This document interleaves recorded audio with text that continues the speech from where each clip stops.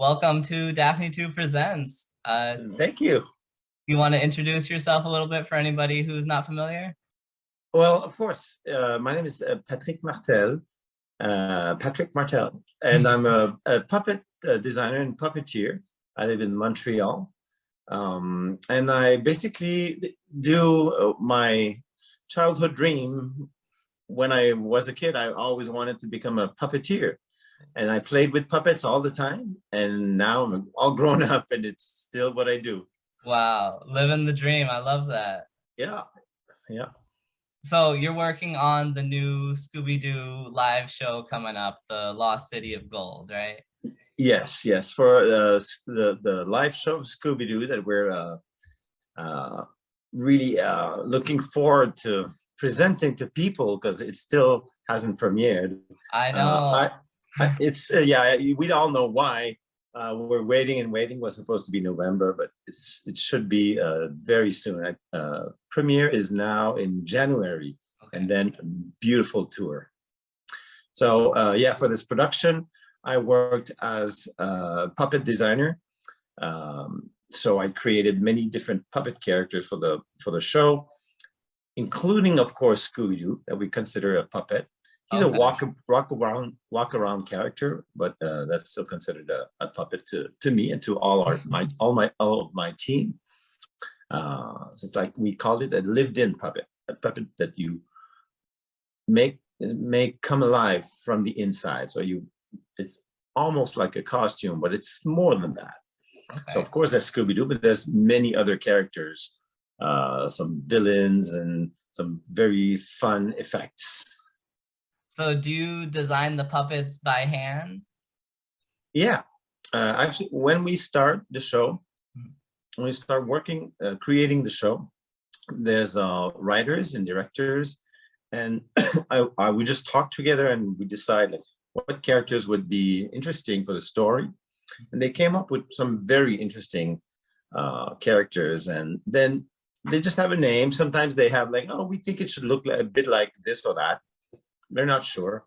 And then I start doing my research, and I research looking at so many different photos and drawings, and sometimes animals and what they look like and how are they going to look like in the show. Because it's not because let's say a crawfish looks like X that in the show is going to look exactly like in real life.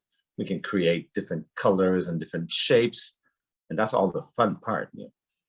How many different designs did you do for this show? Quite a lot. I'm gonna look at my photos to make sure I don't forget one, because I would hate that, because there's always one you forget. It's always like, how could I have forgotten this one? It's so important. Okay, yeah, I know which one I was about to forget, but I'm gonna tell you at the end. So yeah, we have the crawfish characters, and they help a villain, and they become really crazy, and they want to grab and snap at Scooby. And okay, there's calamaris, so they're like giant squid-like characters, and okay. these are like always very big. Like the crawfish, they're like maybe the smallest puppets we have. They're like 5 foot tall. Oh wow. But the calamaris, they're like, tentacles are probably 10 feet wide. Wow. And they're all part of a scene with a very fun villain who's the Bayou Chef. So Bayou Chef is like a chef ghost, and his creatures kind of help him. Is the chef a puppet as well? Sorry. Pardon me? Is the chef a puppet as well? Yes, the chef is a puppet as well. He's the first villain you meet in the show. Okay. So it's a large puppet that's made to be manipulated through a very long stick.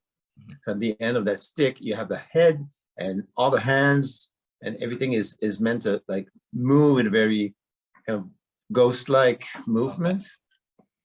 And so it can fly quite high in the air. So it's manipulated by one puppeteer. Okay. In our show, we believe that the puppeteers don't need to be hidden from view to really believe that all those characters come alive.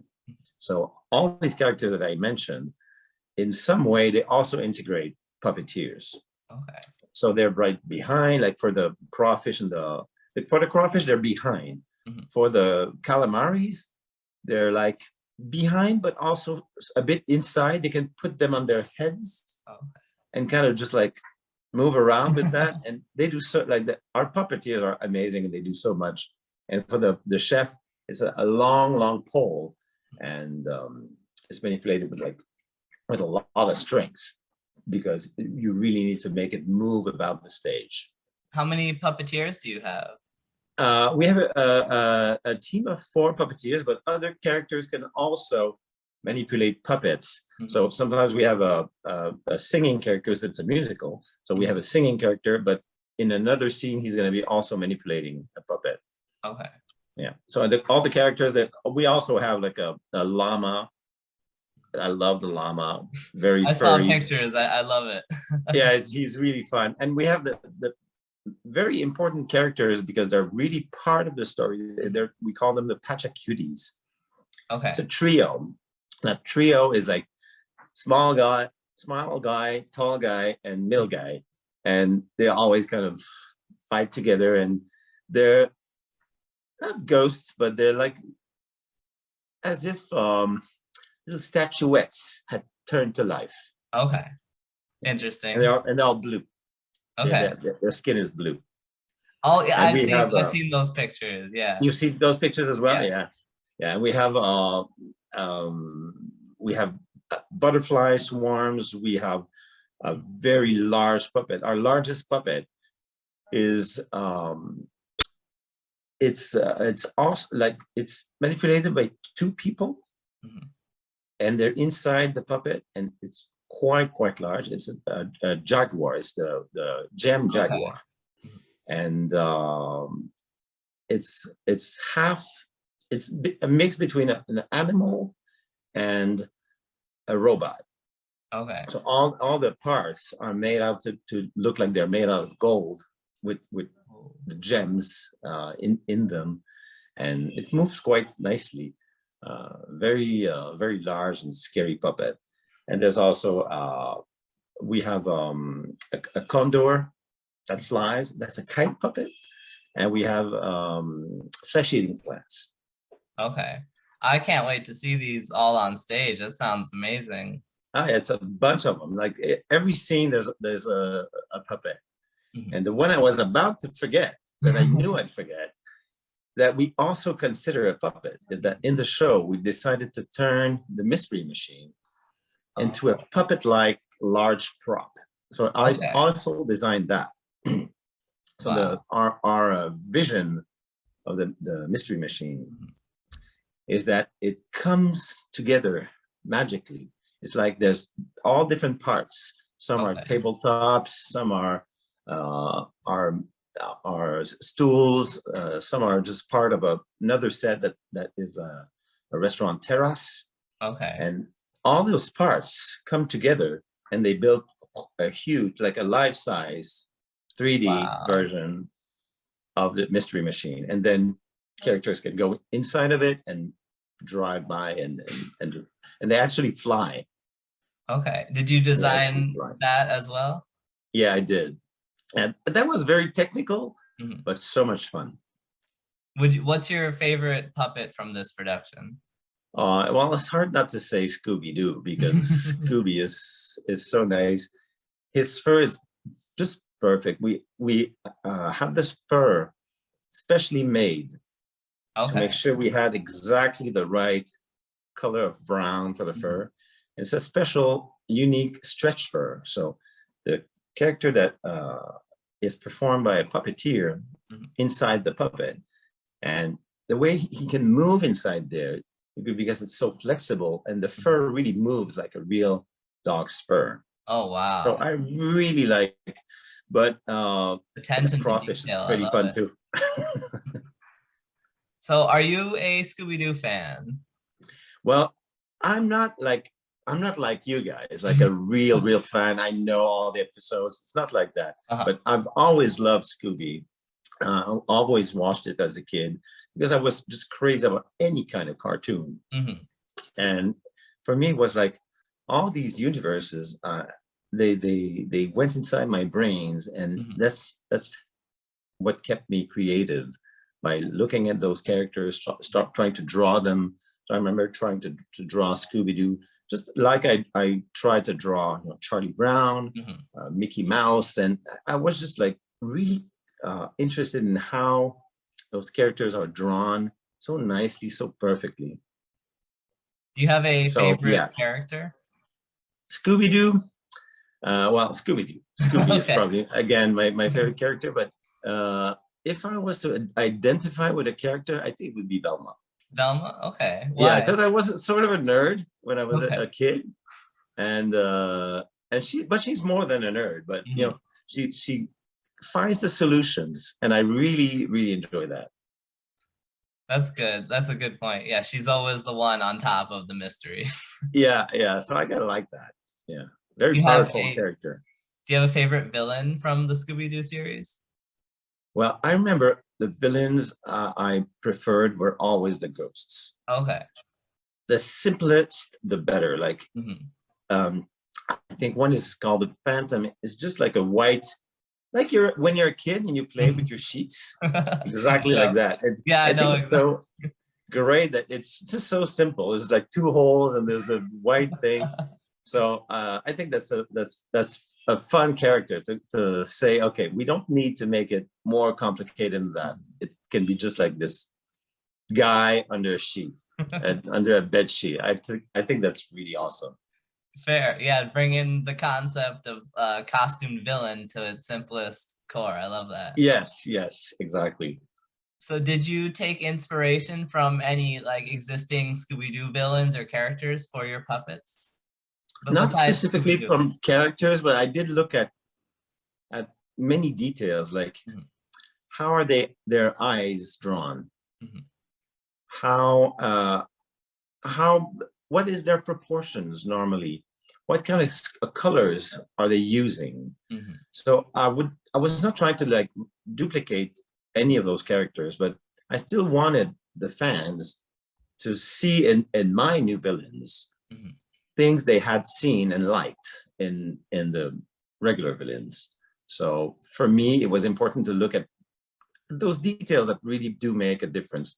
Like especially eyes, how eyes are drawn is so specific to every series or every type of comic, that you can really tell a lot, like by how the eyes are drawn. Sometimes they're just dots, sometimes they have color, sometimes they have a large pupil, sometimes a small pupil. So those are the things that I really like to look at and analyze and use. I love it. I can tell you have a great attention to detail. It's really important. It's what we do. All the details count. They all matter. They matter for so many reasons. They matter because you want those characters to be likable, even the villains. You want the characters to be readable. You want the audience, as soon as they see the character, you have to understand what it is, what role is it gonna play. So all the details, they really tell the story. Could you tell us a little bit about what the storyline of the show is? I don't think I'm allowed to say that much, but I will say that it's a very fun adventure.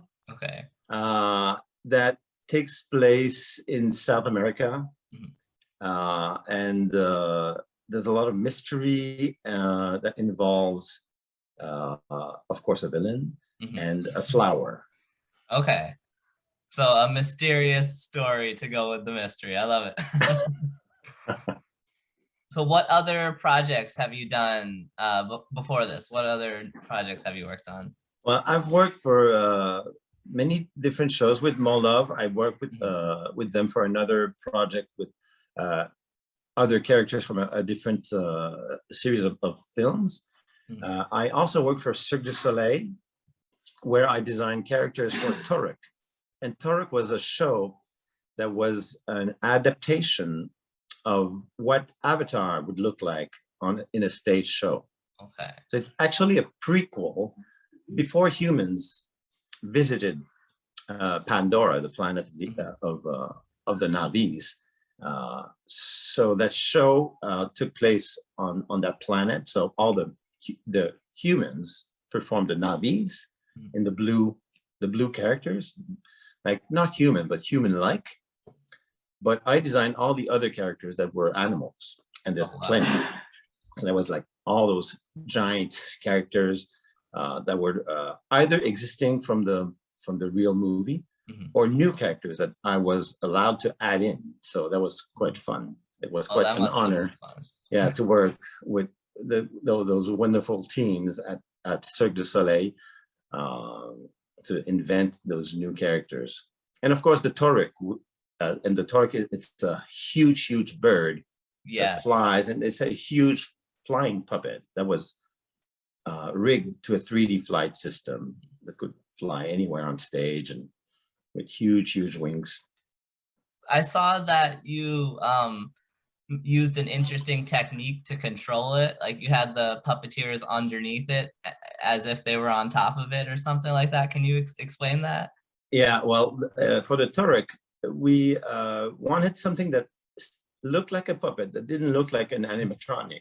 For us, it was really important to feel the human power behind the puppet. But of course, if you're having a puppet fly above a stage, you can't have all the puppeteers flown to control it. So we came up with the idea of a reversed string marionette. Okay. So normally a marionette, you have the character and then the strings go up.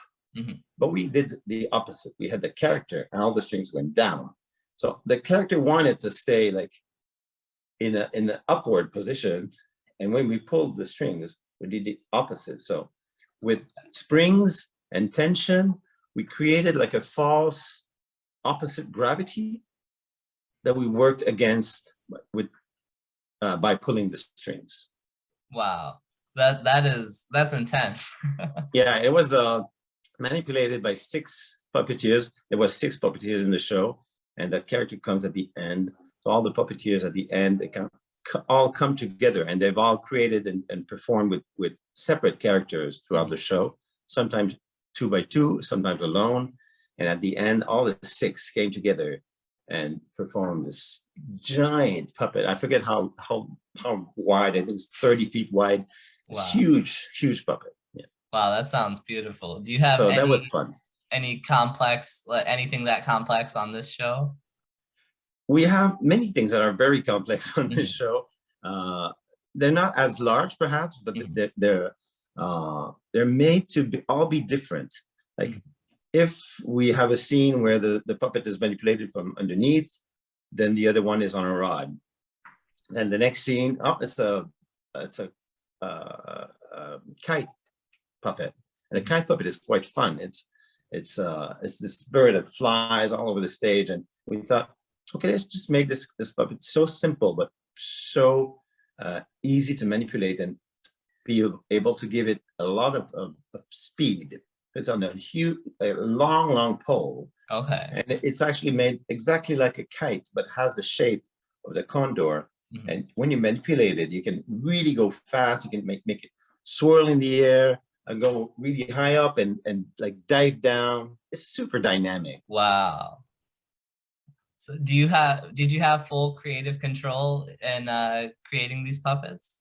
Well, I will say yes, because I never felt like anyone was imposing ideas, but it's always a question of being a team player. So when you're working on that type of show, you really have to listen to the director, to the writers, to the producers. We had to have Warner Brothers, of course, involved, and they were so nice, so fun to just like look at my drawings and say, okay, they're like, yeah, we like that, but make it a little more Scooby by adding that. And I said, okay, yeah, I'll try that. And then I draw again and send it. And it was a fun communication. And for me, it always helps to bring the work even further, make it more complex, more real, more fun. So that brings me to how involved was Warner Brothers in this? Was that about the extent of what they did? Well, they were really giving us all the freedom with the story, with the music, with the directing. They had seen previous shows that our team like did together, and they were very pleased. So they were not like control freaks about it, but they were really there to listen and to be our first spectators, which is super important because you don't create to not show your work to anyone. You create because you want to show it to the world, and you always need a first audience member, someone who's going to say, "Oh, well, I like your scene, but it should be a bit more dynamic, and we love this character. We should see more of this character," and that's super helpful to bring your show even further. That's good. It sounds like they had a good level of involvement. Oh yeah, it was fun. It was really very easy to work with them. So who do you work most closely with on this production? On this production, probably the most important team I work with is the puppet building team. Okay. Because of course, when I design the puppets, I think of how they're going to be manipulated. There's drawings, but there's also technical drawings. How do things measure, and what should separate, where should a joint happen, how is this joint manipulated? So all that's in my head. I use my experience, and I'm pretty sure most of what I design works. But of course, then there's the reality. You're in the workshop, you're like, okay, and like Christine, she's the lead puppet designer, and she actually controls the whole team. Okay. And she will say like, okay, Patrick, we tried your idea, but no, the pole will just bend if it's too long. So we have to find a solution. Then I go and we look at it together. We try it, because all our builders, they're also puppeteers. So they can build something and try it and say, okay, yeah, this works better. This is mechanism is looser, so I like it better. Or the weight is on my shoulders and it should be more on my back. Or so we can really communicate and work together. So, and we have the best team. We call it in French, we call it l'équipe de feu, which means our team is actually on fire. Like they're great. They're amazing. Nice. It's a large team. Like probably we had 20 people work building those puppets in a period of 4 or 5 months. Okay. So is the show in English and French? Yes, the show is in English or French, because all our singers and actors are bilingual enough to perform in both languages. So we do have 2 versions. So if we go to a city where the show is supposed to happen in English, of course, it will be. But our premiere here in Montreal will be in French. Oh, nice. Yeah, yeah. That must sound beautiful. I can't wait to hear those songs in French. Oh yeah, it's quite a challenge to write a show that is for both languages. Not to write a show and then create a translation of it. It's almost like it was built as a bilingual show. That's really interesting, because you got to make sure the music and everything works for both languages. Yeah, and it's quite a challenge, but our composers, they're really good at that. Oh yeah, they have so much experience. Yeah. So how many designs would you say got left on the cutting room floor? Not that many. Okay. No, it's like sometimes you understand what's going to happen, and usually my first drawings were, because I listen enough to really capture what people are talking about and thinking of. So yeah, most of the characters I designed were you will see in this show. Wow. Actually, there's one they got cut, but not because of the design, because of the scene. That we had a scene where we wanted like those small ghosts, like the ghosts I was talking about, just very simple. I wanted to integrate that image in the show. Oh, okay. And it was a scene. How did we call them? We called them like the mini ghosts or something. And they were like supposed to be like a mobile, Mhm. like of small ghosts, and that puppet was supposed, or those puppets, because there were multiple of them. Mhm. They were supposed to be integrated into a scene with an aerial circus artist, and we realized that like the act was so good. You don't want that much stuff around. You just want to look at that artist and think, wow, she's amazing. Mhm. So we kind of made, like, we edited, if you want, Mhm. but not because we didn't like the puppets. It's just they were not the right puppets for the scene. Okay, fair. So they're out of the show. They're out of the show. There was a version where we said, oh, let's make him just like balls of light. Mhm. And those were actually amazing. It was just like balloons with fabric, with shimmery fabric on a long carbon fiber black pole. Mhm. And they would also be able to move about the stage like super quickly, swiftly. But even that was too much. Mhm. We needed to have like that moment. So it's nice also, like in a show, you want moments where there's like a lot happening and everyone's you don't know where to look at because there's so much. But you also want those scenes where there's possibility of emotion and focus. Yes. I love that. You're getting me so excited to see this show. It can't come soon enough. So can you tell us a little bit about the director of the show? Who are they, and have you worked close with them? Well, the producers are Mon Love. It's a Montreal company that was created to build it's always about creating beauty. Mhm. So it's often through musicals, but they also have done shows with puppets, without puppets, Mhm. for children, for adults, for family, for the whole family. Mhm. And the director is called Pierre Boileau. And Pierre Boileau has worked with so many artists here in Canada. He was director for a lot of huge shows, like that integrate music, dancers, celebrities. Even created a show where the Queen of England was involved, where she was. It was like a ceremony show where she was offering special prizes to Canadian citizens, and she was actually on stage with him. Wow. Yeah. So yeah, he's done so much, and his imagination is like so wild. Mhm. He really likes to integrate video projections in the show. So our set is basically, if you look at the set without the projections, Mhm. just looks like a gray box. Mhm. It looks like nothing, and you think, yeah, we're gonna do the show in that environment. And then they turn on the projectors Mhm.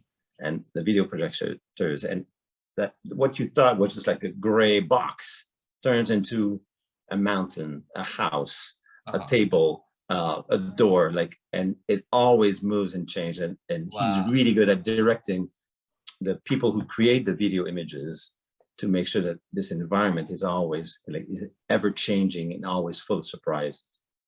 Wow, that sounds really beautiful.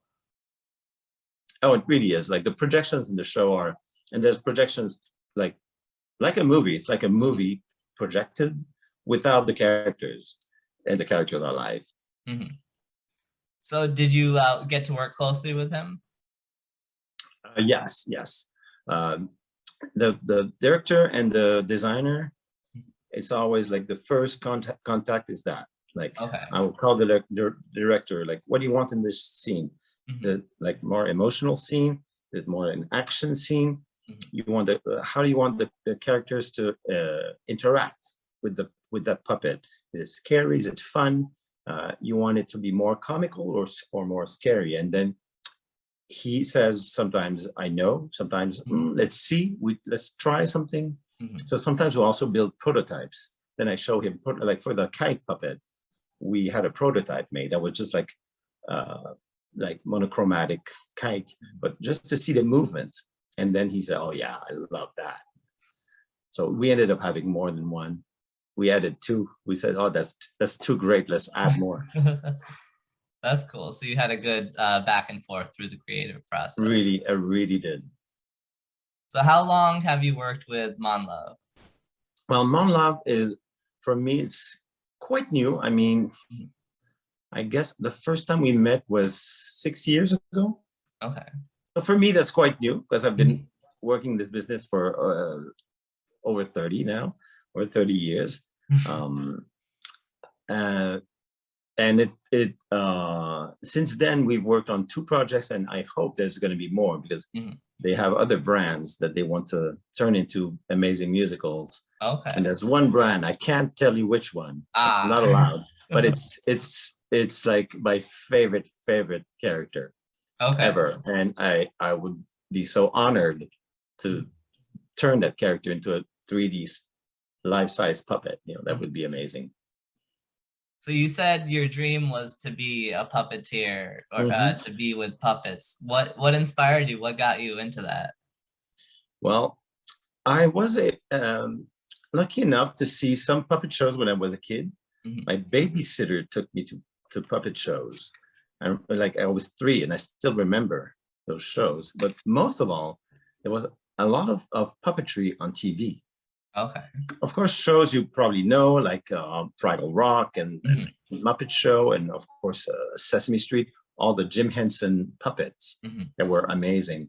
But here locally, we also had shows that were made by amazing creators, and like you flip the TV, and every show had a puppet or puppets in it. There was a show called Nicky Pick, started with two mice in a balloon, in a hot air balloon that traveled the world. And you know, I had the replicas of those puppets at home, and I made, every time I had balloons for my birthday, I would turn them into those hot air balloons to play with my puppets. Wow, so your toys as a kid were puppets. That's so cool. They were. And when I didn't have a character, I made it myself. So I used paper mache. My mother helped me. She was doing the sewing. I was doing the painting. So I started doing that really, really early on. Wow. And of course, like when I was a teenager, I was not thinking about puppets. I was thinking about so many different things, and I didn't know what I wanted to become. So I'll become an actor because, you know, that's what you see in the movies, and it's like a dream. And I actually studied to become an actor. I figured out I was going to hate my life as an actor. I had to change that idea real quick because I liked creativity of design too much, to be able to invent and to create things that were not there, that you make, and there you can touch them, you can feel them, you can see them. And puppetry was like a great link between being an actor and being a designer, because when you're a puppeteer, you also have that part where you need to be able to act with that character. You have to be able to bring life into that character. Wow, that's so interesting. I never thought of it like that. You're literally, you have to bring the character to life. Wow. Yeah. So do you feel, sorry. It's like you're the soul of the character. So that character is built, and it can be built beautifully. It can be designed like really nicely, have all the details. But if the person behind it, under it, or over it, or that manipulates it is not giving it some life, then you won't believe it's alive. But you really have to put yourself into the character, and it's a way of thinking. Like, some actors are not able to do it because it's not about you, right? It's about that object. And that's like some people, the people who are great puppeteers, they understand that. And it's I say it's almost like a contract between the puppeteer and the audience member. It's like, you know, it's not true. I know it's not true.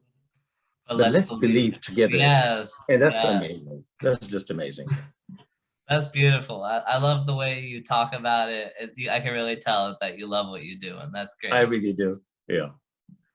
So do you feel that the pandemic has dampered the show by delaying it, or do you feel like the delays have given you guys time to make it better? Well, actually, the show was ready to tour. Like we had our dress rehearsal on the day of the lockdown, the first lockdown, Oh. like right before, and then everything went into boxes and waited. So the thing that probably has changed is how we're going to be so motivated when the first time we're on a stage, we have an audience, like after all this time waiting to be able to perform that show. This is going to bring even more into the show, so even more life into what we're going to be doing. It's like the you're show was coming ready. back to life. Yeah, but the show was ready. It's just waiting. Like the timing was kind of crazy, to tell you the truth. So over the time you haven't added anything to the show since then. Well, we couldn't, because there was no way we could work together. We could not meet. We could not do so many things. So recently, a few people from the puppet team were called in to check on everything and repair small things and make sure to finish really small details. But everything was there, just waiting. What needed to happen is to be able to meet with you, the audience, with you guys.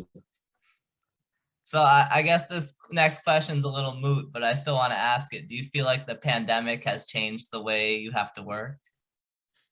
It has. It has this. The negative aspect is that we lost contact for a while. Like I lost contact with the builders, with other designers, with the puppeteers, with all the creative teams. We could not meet. So that was hard, because theater and live shows, it's not the work of one person. You're never working alone. Even though I'm drawing at home myself for a character, I don't feel like I'm alone. I feel like I'm working for a team. And that's the thing that we couldn't do anymore. So we had to develop other things or just wait. So now that we're going to be able to meet again, I think we really appreciate those moments. We can really say, okay, now it's great because we're together. We can do things together. We can touch something and look at it together, and not always be in a Zoom. And that is not how theater should happen. So what's your favorite song from this production? Do the Scooby-Doo is fun. Okay. Do the Scooby-Doo is like our version of Scooby-Doo, Where Are You? But it's not. It's not like it's another version of it, but it's as epic as that song, and there's a dance that goes with it, and just so much fun. Like all the music is amazing. There's beautiful ballads for sure, but that song is just like, it's just joy. You said Scooby-Doo is your favorite character in this production, right? Who's gonna be inside the Scooby suit? You don't know. You don't know? Okay. No, because I knew before the pandemic, but that might have changed by now. So in the rehearsals, I will know soon.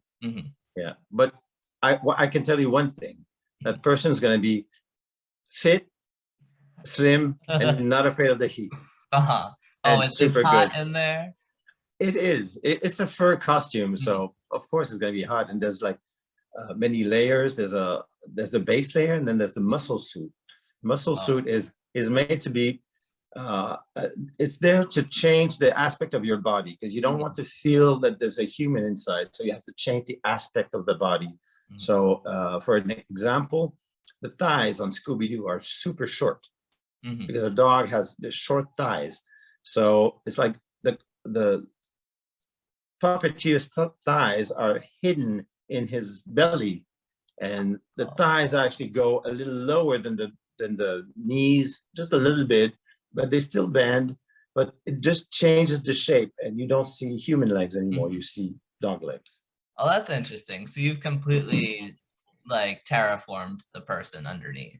Yes, exactly. So that's that layer, and then there's the fur layer. And since it's a stretch fur, it can be pretty close to the body, which is really awesome, because normally with fur you have to do something that's a little puffier. And when people move, you see the fur kind of fold, and you don't feel like it's skin anymore. You feel like, oh, this is a costume. So we didn't want our Scooby to look like a mascot, like those mascots. And they can be fun, those mascots, but you take them for what they are. But we said, like, oh, we can do something more elaborate. Took it to the next level. Take it to the next level. Exactly. Did you take any inspiration from the previous Scooby-Doo live shows?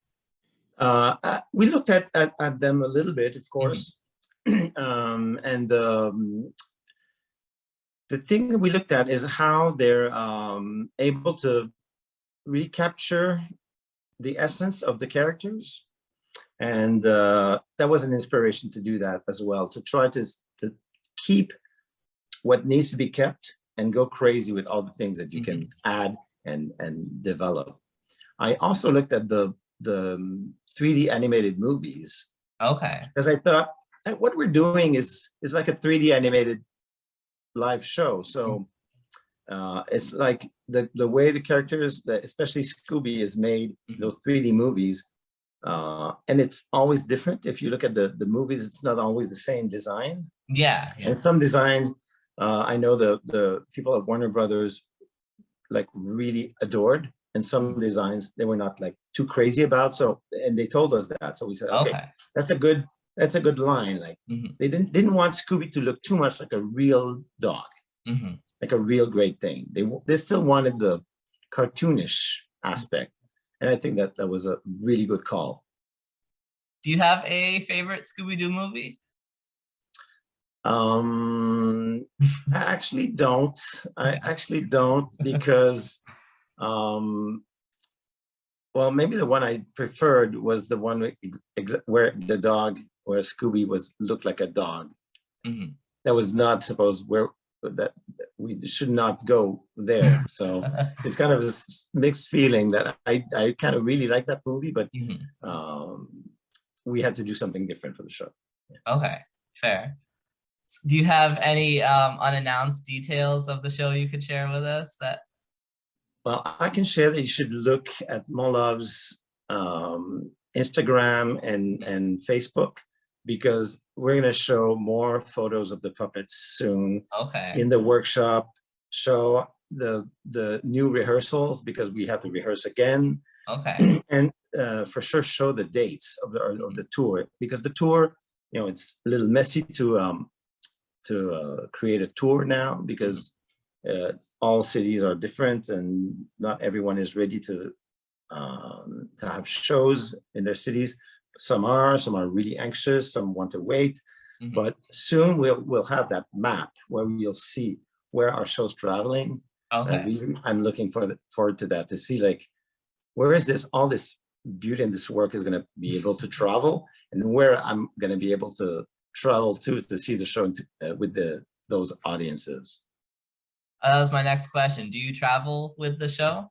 I actually don't, because I don't perform in the show. So the operations team travels with the show, but in some cities where they're like either close enough or I have friends there or family, I might jump on a plane and go see the show, just for the sake of my own pleasure, and to see a little bit of how the show has evolved, but also to see how other audiences will be reacting to it. Okay. Because that's important. Like it's really important to see how people are liking it. And where are they laughing? Are they laughing in the same place as people from Montreal, or is it different? How is it going to sound? That's interesting. Yeah. All audiences are so different. It's really amazing to see. Like some jokes, like people will laugh like crazy, and then like that's a good joke. Let's push on that one next show, and then you do that, and the audience in the next city doesn't really care for that joke. They've been laughing at some other thing that you didn't even think was supposed to be funny before. So it's always like a discovery of that tells a lot of those cities and how they view shows in life. You've had experiences like that with your previous shows too? Yes, yes. On this show, I don't travel because I'm not puppeteering in, but I often do both. I design the Okay. puppets, and I also tour in the shows. So yes, I've had the great pleasure of doing that for many, many years. Still do, but not for this show. So I always like to ask my guests, besides what you do for work, besides Scooby-Doo, do you have any other passions, Mm-hmm. any other things you love? Oh yeah, so many. I love nature. I love sports. I love science. I think Okay. it's super important to be interested in science because I think science and arts are two sides of the same coin. Okay.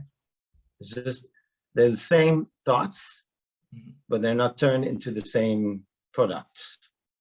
Science What turns it into science? explanations, Uh-huh. and art turns it into questions. Okay. So you take a scientific approach to your art. You feel Yeah, well, you have to because when you work with a puppet, you can draw something really wild and crazy that has like long antennas, but there's no material that will keep that shape Okay. and move, and you won't be able to tear it apart to put it in a case to tour. So you have to think of that too. So it's like you have two brains. You have the brains Okay. of the poet, like super crazy, just go wild, and you have the brain of the technician, and those two brains have to work together. So yeah, for me, science is really important. What's your favorite scientific topics? Probably animal biology. Okay. Yeah, because I have the pleasure to draw many animal characters, and I have to like look at their skeletons, how they're made, how their muscles move, and you start reading about, like, let's say I was designing a turtle. You start reading about turtle, and you think you know, and then you read, and there's always like new things. Oh, they do that. Oh, Right. I thought they did that, but they don't. And it just a fun way of discovering new things. And animals are amazing. Like, I love animals for sure. So you feel like your work helps inspire you to learn more about that? It does. It really does. Yeah. And I observe my cat a lot. Oh I yeah, have a cat. I'm cats teach surprised us she's a lot. not around. She's always around when I Zoom. Oh, me too. My cat always makes a special appearance. So I always like look at her and like, okay, that's how she moves, and I like that face, and I use that. Like the gem jaguar in the show, it's pretty much like my cat as a huge robot giant cat puppet. Well, okay, I'm gonna keep an eye out for that for sure. So do you have any collectibles or pieces from the show with you that you can share with us? Actually, I have many drawings, but here at home, I don't have any physical objects. They're like, I would have a lot of fur samples and fabric samples and sequins and all those things that are used to create the characters. But here I only have the drawings. And for a few years now, I never draw with real pen and paper and ink. I always draw with my iPad. So it's a little harder to share. But I could maybe try to show you, like, just like that. You'll see it. It's always fun to see the creative process. Can you see it? So that's the crawfish. Okay. That's the calamari. Oh wow! So you consider the human and everything when you're drawing it? Yes. If the human is going to be in the image, I draw the human. Oh it's wow! Part of the puppet. Uh-huh. Yeah, and I'll show you a drawing of the gem jaguar. I think I'm allowed. I'll show you the black and white version that has the puppeteers inside. Oh wow! Oh wow! That's not what I was expecting at all. That's so cool. It's cool. It's a fun one. It's a fun one. Do you know what collectibles are going to be for sale, like if you go to the show? There's going to be some for sure. I know there's going to be t-shirts, like that's for sure. I know they often make all different kinds of articles of clothing. They will have cups for sure. Okay. I don't know exactly what they're gonna be creating for all that. I'm not like in that secret yet. But for sure there's going to be a lot of fun stuff, because all the visual is so nice. Like I love our posters, and all that visual. It's really drawn very nicely, and it's fun to have objects with it, with that image on it. Yeah. Oh yeah, so many Scooby-Doo collectors watch this show, so I know they're gonna want to know what's coming. Again, go on the Mon Love website, and I haven't been in a few weeks, so I don't know how updated it is with all that. But on the website, they will show you all that, and there's a lot of fun stuff. Some stuff just for the Mon Love company, but a lot of stuff especially for our Scooby-Doo show. Nice. Well, before we go, do you have any people that you want to shout out? Well, of course, I want to say a big thank you to Ella and Martin. They're the two masterminds of this show, our producers and writers and composers, and their music is just like overwhelming, just beautiful. So of course, the director, Pierre Boileau, and all the team, all the l'équipe de feu, and they know who they are, who build all those puppets, like they were building their own, like they were building their own designs. Like they put so much heart into their work, and I like how I think they're able to crawl inside my mind and see things how I see them. So it's just like, I really want to thank them for sure. Beautiful, thank you. Where can we find you? Social media or website or anything? You can find me on probably the best way is through my Instagram. And my Instagram is just my name, Patrick Martel. And you should find many designs from all the different shows I did, like the ones I talked about, and all the other ones I never talked about today, because there's so many. But you will be able to see like all the different types of work I do, because I do a lot of huge things, some medium things, and some really, really small things. Nice. Well, thank you so much for joining me today. It was a pleasure. Great talking to you. It's been nice. Thanks for joining DaphneToo Presents. Why would you ask when you know nothing turns out right? Nothing turns out